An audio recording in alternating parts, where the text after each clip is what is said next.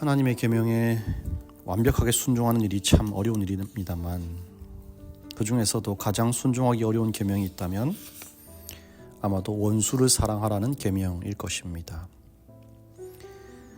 어쩌면 사람이 성령의 능력을 힘입어서 도달할 수 있는 가장 어려운 단계가 원수를 사랑하는 것 아닐까 하는 생각이 듭니다. 지금으로부터 25년 전 제가 다니던 삼육학교에서 일어난 일입니다. 그 당시에는 선생님들의 물리적 체벌도 있었지만 선후배 간의 체벌도 공공연히 허용되던 때였습니다. 인사를 제대로 안 해도 맞았고 수학 문제를 틀려도 맞았고 기숙사 방 청소를 안 해도 맞았습니다. 그것이 당연한 문화였고 맞고 나서는 감사합니다라는 말을 꼭 해야 했습니다.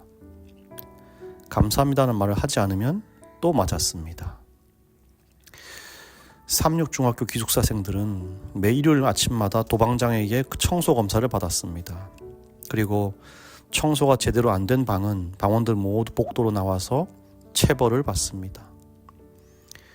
그날도 여느 일요일처럼 청소 검사를 하면서 체벌이 이루어졌는데, 체벌이라 함은 보통 두꺼운 책을 상대방의 얼굴이나 가슴에 대고 주먹으로 강하게 책을 치면 맞은 사람이 나자빠지면서 그러면서도 얼굴엔 자국이 안 남는 효과적인 체벌 방법이었습니다. 도방장이 그렇게 책으로 사람을 때리고 있는데 그 중에 한 학생이 주먹으로 가슴을 맞았습니다. 맞고 기절했습니다. 이 기절하는 일도 흔한 일이었기 때문에 옆 학생이 태연하게 그 학생의 뺨을 때리면서 깨우고 물을 뿌려서 일으켜 세우려 했습니다. 그런데 그날따라 쓰러진 학생이 일어나질 않았어요. 도방장이 웃으면서 그냥 방에 눕히라고 하고선 다른 방으로 갔습니다. 그렇게 쓰러진 학생은 더 이상 일어나지 않았습니다. 삼육학교에 최초로 살인사건이 난 것입니다. 이 학생이 아침 식사를 많이 먹은 상태에서 가슴을 맞았고요. 미처 소화되지 못한 음식이 흉부 충격으로 인해서 올라오면서 기도를 막아 질식한 것입니다. 그렇게 어이없고 황망하게도 한 영혼이 죽었습니다. 도방장은 즉시 소년원에 수감되었고 삼육학교는 슬픔에 빠진 채로 내적, 외적으로 오는 각종 비난의 화살을 견뎌야 했습니다. 그리고 죽인 아들의 부모와 죽은 아들의 부모는 처천지 원수가 되었습니다. 이렇게 이야기가 끝나면 가해자와 피해자가 있는 일반적인 폭력 사건이겠지만 하나님이 세우신 학교는 그렇게 마무리로 되지 않았습니다. 이 가해자 학생은 수감되어 있는 동안 깊은 회개와 반성의 시간을 보냅니다. 그리고 감옥에서 그리스도의 사랑과 용서와 자비를 깨닫고 자신의 죄가 얼마나 더러운 것인지를 깨닫습니다. 그리고 출소하여 교회 목사님과 함께 어디를 찾아갔냐면 피해자 학생의 집을 찾아갑니다. 굳게 닫힌 문 앞에 무릎을 꿇었습니다. 몇 날 며칠을 그 집을 찾아가 용서를 비는 이 학생을 보면서 피해자 부모의 다친 마음이 점차 열리기 시작합니다. 아직 20살도 안 된 어린 학생이었어요. 이 아이도 누군가의 아들이고 이 한 번의 실수로 인해서 인생이 완전히 바뀌게 된 것입니다. 그리고 이 부모는 기도하며 그리스도의 십자가 희생과 사랑을 생각하는 사람이었습니다. 그리고 부활과 재림을 고대하는 사람이었습니다. 슬프지만 마침내 집 현관문이 열리고 이 학생을 집으로 들어오게끔 합니다. 그리고 이 학생에게 이제 괜찮으니 집으로 돌아가라고 말합니다. 그렇게 원수되었던 관계가 회복되었습니다. 그리스도의 사랑을 알고 있는 두 가정이 그리스도의 사랑으로 모든 상처가 치유되어서 이제는 새롭게 새로운 관계로 살아가게 된 것입니다. 이것이 삼육학교와 일반 학교의 차이입니다. 그리고 이것이 예수 믿는 사람과 믿지 않는 사람의 차이입니다. 똑같이 실수할 수는 있습니다. 그러나 그 실수를 어떻게 용서하고 회복하는가는 믿는 사람과 믿지 않는 사람의 큰 차이가 있는 것입니다. 사울은 그리스도교를 핍박하고 감옥에 가두고 때리고 죽이던 자였습니다. 예수의 제자 아나니아와는 결코 합할 수 없는 원수지간이었습니다. 아나니아가 사랑했던 교회 형제 자매들이 사울 때문에 많은 어려움을 겪었습니다. 사울이란 이름만 들어도 치가 떨릴 정도로 둘 사이는 합해질 수 없는 관계였습니다. 그러나 그 사울에게로 하나님이 그를 보내시는 것입니다. 11절입니다. 주께서 이르시되 일어나 직가라 하는 거리로 가서 유다의 집에서 다소 사람 사울이라 하는 사람을 찾으라. 그가 기도하는 중이니라. 아나니아가 당연히 거절합니다. 이 거절은 지극히 당연한 거절입니다. 사울을 어떻게 믿고 거길 가겠습니까? 이 원수에게 당한 형제들을 생각하면 못 가는 것이죠. 13절입니다. 아나니아가 대답하되 주여 이 사람에 대하여 내가 여러 사람에게 듣사온즉 그가 예루살렘에서 주의 성도에게 적지 않은 해를 끼쳤다 하더니. 여기까지가 우리가 일반적으로 받아들이고 이해하는 지극히 당연한 반응입니다. 어떻게 그 원수에게 가겠습니까? 그런데 이후에 나오는 말씀은 말 그대로 우리의 상식을 뛰어넘는 일이 아닐 수 없습니다. 17절 18절입니다. 아나니아가 떠나 그 집에 들어가서 그에게 안수하여 이르되 형제 사울아 주 곧 내가 오는 길에서 나타나셨던 예수께서 나를 보내어 너로 다시 보게 하시고 성령으로 충만하게 하신다 하니 즉시 사울의 눈에서 비늘 같은 것이 벗어져 다시 보게 된지라. 일어나 침례를 받고. 아나니아가 원수 사울을 찾아가서 행한 첫 번째 일은 사울을 형제라고 부른 것입니다. 왜 형제일까요? 그를 어떻게 형제로 부를 수가 있습니까?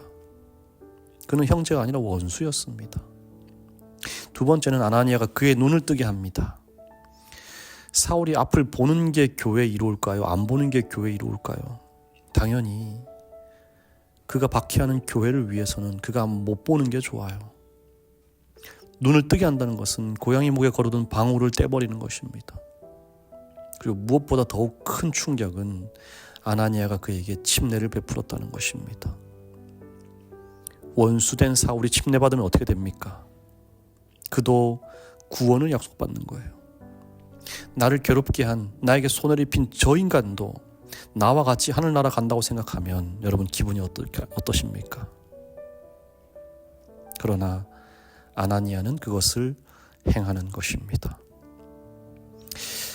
그가 그렇게 할 수 있었던 이유를 세 가지 정도 말씀드리면요. 첫 번째로 10절에 그는 제자였기 때문이었습니다. 누구의 제자였죠? 예수님의 제자였습니다. 그분께 배웠고 그분께 받은 사람이었습니다. 그분을 따르고 그분의 말씀에 순종하는 사람이었습니다. 사랑 많으신 그분의 품성을 알고 배웠다면 마땅히 제자된 그도 그 길을 따라가야 했던 것입니다. 두 번째로 그는 자기의 꿈이 아니라 하나님의 꿈을 꾸었습니다. 15절에 하나님이 말씀하십니다. 이 사람은 내 이름을 이방인과 임금들과 이스라엘 자손들에게 전하기 위하여 택한 나의 그릇이라. 눈앞에 보이는 현실은 원수지간이지만 자기의 꿈을 생각하면 이 사람과 결코 합할 수 없지만 하나님이 이 사람을 향해 꾸시는 꿈은 달랐어요. 하나님이 보시기에는 그가 온 세상에 복음을 전할 선교사로 보이셨던 것입니다. 아나니아는 그 꿈을 붙잡았습니다. 세 번째로 아나니아는 사울을 만날 수 있었던 이유가 바로 그가 먼저 하나님이 베푸신 용서를 경험했기 때문에 가능한 일이었습니다. 실물교훈 251페이지 이렇게 얘기하고 있습니다. 우리가 남을 용서했기 때문에 용서함을 받는 것이 아니라 우리가 용서받았기 때문에 용서하는 것이다. 모든 용서는 공로 없이 베푸시는 하나님의 사랑의 근거를 두고 있다. 그러나 다른 사람에 대한 우리의 태도로서 우리가 과연 그 사랑을 내 것으로 삼은 여부를 증거하게 된다. 사랑하는 여러분, 주님의 사랑을 경험했다면 그것이 어디에서 드러나는 거예요? 다른 사람을 대하는 태도에서. 나를 사랑하는 사람을 대하는 태도가 아니라 나를 미워하는 사람까지도 그를 대하는 태도에서, 주님이 몸바쳐 사신 그 영혼을 대하는 태도로서, 나는 미워하지만 주님이 사랑하시는 그 원수를 대하는 태도에서 거기서 드러나는 것입니다. 모든 용서는 하나님의 사랑의 근거를 두고 있다는 것을 꼭 잊지 마시기를 바랍니다. 사랑하는 성도 여러분, 여전히 주님의 계명을 지키고 따라가는 것은 힘든 일입니다. 그러나 우리도 아나니아와 같은 사람이 될 수 있음을 성경이 말해주고 있습니다. 우리에게 주어진 주님의 제자된 길을 기도하는 마음으로 걸어나갈 때에 결국 저와 여러분 모두가 예수의 마음을 품게 될 것이라 믿어 의심치 않습니다. 복된 하루 보내시기를 바랍니다. 사랑이 충만하신 우리들의 하나님, 원수를 사랑하라는 그 말씀을 그저 나와는 상관없는 일로 여기며 살아온 지난 날들을 돌아봅니다. 예수님을 사랑하지만 싫은 사람은 여전히 싫고, 예수님을 따르고 싶지만 그래도 저 사람은 안 보고 싶은, 참으로 이중적이고 부족한 주님의 제자의 모습을 용서하여 주시옵소서. 허물 많은 나에게 베푸신 큰 은혜, 용서받을 게 너무나 많은 이 죄인을 자녀 삼아 주시고 이제 너는 깨끗하다 칭해 주신 주님의 자비로움에 힘입어서 이제 작지만 저의 마음을 드리고자 원하오니 주님 받아주시고 함께하여 주시옵소서. 엘레나 어린이를 위해 기도합니다. 주님이 사랑하시는 이 어린 영혼을 위해 온 교회가 합하여 기도하고 양육하게 하시고 신앙의 울타리 안에서 안전하고 편안하게 순수하게 자라나게 하여 주시옵소서. 세상의 조리와 풍파에 상처받지 않고 주님이 주신 자신감과 주님이 주신 자존감으로 어디를 가든지 빛 가운데 거하는 어린이가 되도록 복을 더하여 주시옵소서. 예수님의 이름으로 기도합니다. 아멘.